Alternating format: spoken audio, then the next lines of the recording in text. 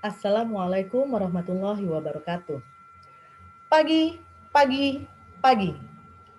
Apa kabar ibu-ibu, anggota Dharma Wanita Unit Dinas Peternakan Kabupaten Lebak yang saya banggakan?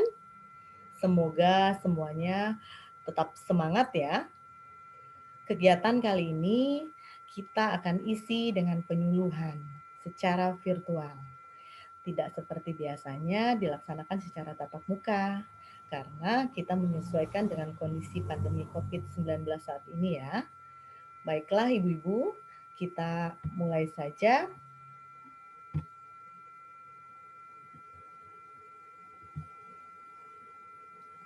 Selamat datang. Selamat datang di konten saya. Perkenalkan, nama saya Yunita Dewi sebagai Ketua Dharma Wanita Unit Dinas Peternakan Kabupaten Lebak.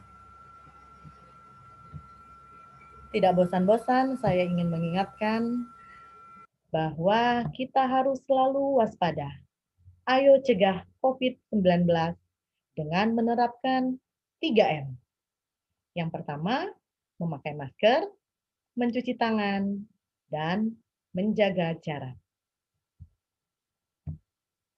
Sebelum kita lebih lanjut membahas topik kali ini, saya akan menyampaikan safety briefing pada saat penyuluhan berlangsung. Jika perangkat yang digunakan sedang tersambung pada pusat listrik, pastikan kabelnya dalam kondisi aman. Disarankan untuk mengecek audio sebelum penyuluhan dimulai. Pastikan suara yang terdengar jelas dan jernih, tidak ada feedback atau gema.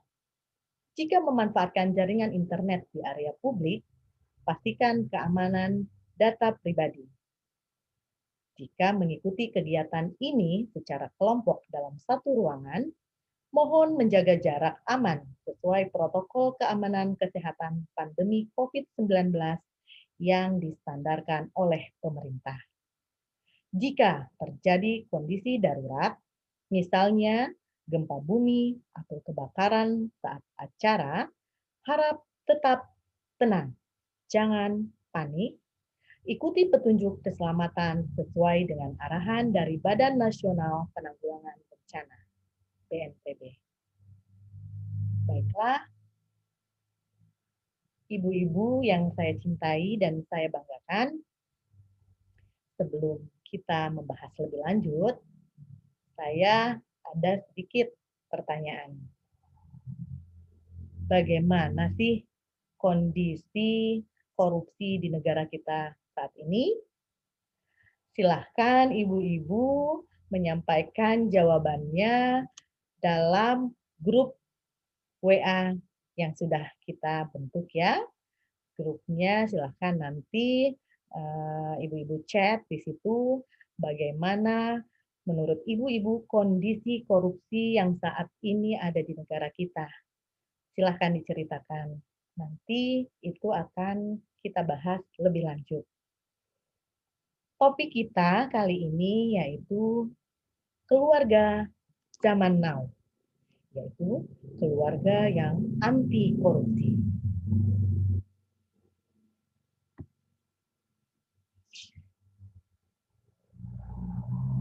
Ibu-ibu, ada quote ya, begini. Keluarga adalah ruang terkecil dalam memimpin. Keberhasilan memimpin keluarga akan menentukan keberhasilan memimpin masyarakat. Dan sebaliknya, kegagalan memimpin keluarga dapat menjadi sebab kegagalan dalam memimpin masyarakat. Nah, ini Ibu, sebelum lebih jauh lagi membahas tentang keluarga zaman now yang anti korupsi adalah kita harus tahu dulu pengertian dari korupsi. Banyak sekali teori, definisi dari korupsi yang bisa kita baca. Yang saya tampilkan di sini ada 3 teori dari pakar. Yang pertama, korupsi adalah perbuatan curang sebagai tindak pidana yang merugikan keuangan negara menurut Subekti dan Citro Sudibyo 1973. Selanjutnya, korupsi adalah kejahatan, kebusukan, dapat disuap, tidak bermoral, kebejatan, dan ketidakjujuran. Itu menurut S. Wojowasito, WJS Purwa Darminta 1978.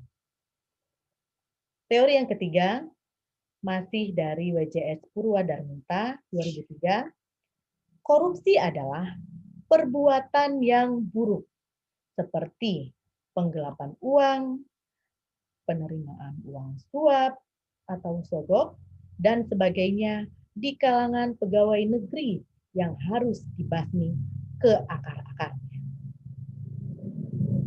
Setelah kita mengetahui definisi pengertian dari korupsi, saya akan mengajukan pertanyaan berikutnya. Silahkan ibu-ibu tadi masukkan di kolom atau di japri di WA melalui grup ya. Untuk pertanyaan yang kedua, bagaimana potensi korupsi yang ada di daerah kita? Silahkan ibu-ibu kembali menjawab atau memberikan komentarnya di dalam grup kita. Oke, kita masuk kepada faktor-faktor penyebab korupsi. Faktor penyebab korupsi secara teori itu ada dua. Yang pertama, faktor internal. Apa sih faktor internal? Faktor internal itu adalah faktor yang ada dalam diri koruptor itu sendiri. Yang pertama, sifat rakus atau merasa serba kurang. Yang kedua, tidak kuat iman. Tiga, gaya hidup yang mewah atau berfoya-foya.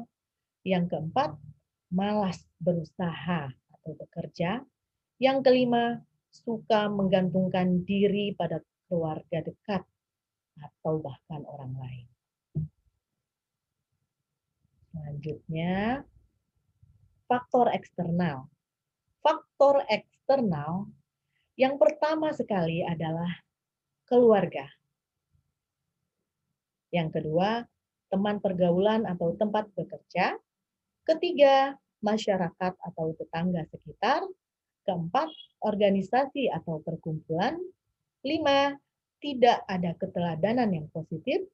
Keenam, kurangnya pengawasan dari tempat institusi bekerja. Karenanya, topik ini saya rasa sangat pantas, sangat sesuai mengisi kegiatan kita kali ini karena keluarga menjadi faktor penentu yang pertama penyebab korupsi secara eksternal, yaitu kondisi yang dipengaruhi oleh lingkungan. Ibu-ibu yang saya cintai, keluarga mampu menjadi garda utama dalam pencegahan anti korupsi, terutama peran kita sebagai seorang istri dan ibu. Karena berbicara korupsi bukan hanya semata-mata tentang uang, tetapi perilaku.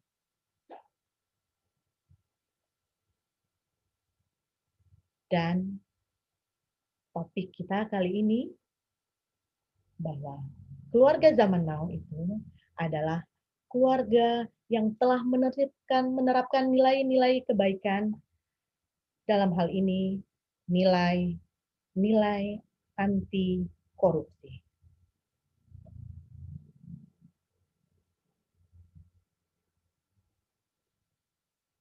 Nah, sekarang kita akan masuk ke dalam peran keluarga dalam pencegahan korupsi.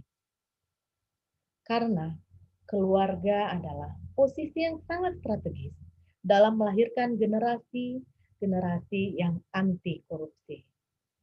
Ada 3 peran yang dapat dilakukan oleh keluarga. Yang pertama, keluarga adalah sekolah anti korupsi yang paling baik untuk anak. Kedua, keluarga sebagai institusi kontrol perilaku koruptif. Yang ketiga, kumpulan keluarga yang anti korupsi akan membentuk tatanan masyarakat yang anti korupsi. Dan seterusnya akan membentuk bangsa dan negara yang anti korupsi. Karenanya kita harus selalu melaksanakan nilai-nilai yang baik tersebut dengan pembiasaan yang baik. Sejak calon bayi berada dalam kandungan atau bahkan pada saat memilih calon pasangan hidup, pastikan calon yang dipilih bukan seorang koruptor. Harta yang halal akan berdampak pada tubuh dan amal, bahkan menjadi sebab terkabulnya doa seorang hamba. Harta halal yang dibawa pulang oleh suami kita bisa menjadi sarana pendidikan anti korupsi dalam keluarga. Keteladanan kedua orang tua merupakan sarana yang paling efektif dalam mendidik anak. Berat rasanya mengharapkan lahirnya generasi anti korupsi jika orang tuanya masih melakukan korupsi.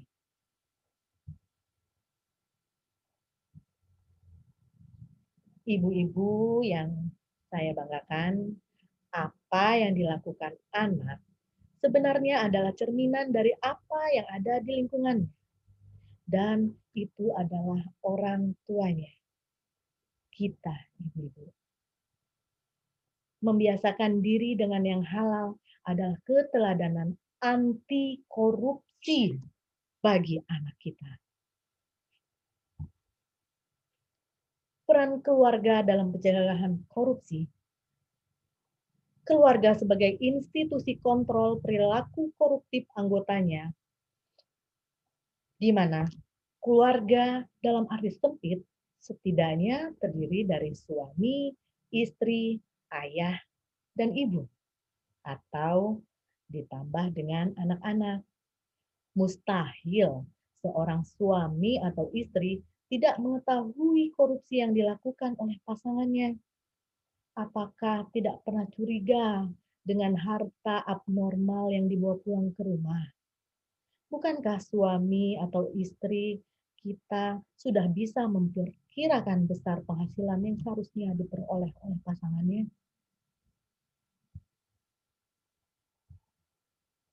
Ibu-ibu, seorang suami, istri, atau anak yang berniat melakukan korupsi harus berpikir beribu-ribu kali.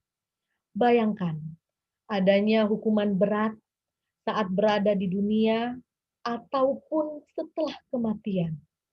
Pasangan hidup akan malu di tengah-tengah masyarakat dan anak-anak akan mendapatkan stempel sebagai anak koruptor. Sementara hukuman setelah kematian lebih berat dan tidak berujung. Karena janji Allah Subhanahu wa Ta'ala adalah pasti. Keberhasilan anak yang kita didik dalam keluarga pasti akan berdampak kepada keberhasilan membina masyarakat. Kumpulan keluarga yang anti korupsi akan membentuk masyarakat yang anti korupsi. Dengan demikian, generasi anti korupsi benar-benar akan terwujud di negara kita cintai ini. Ingat, keluarga zaman now adalah keluarga anti korupsi.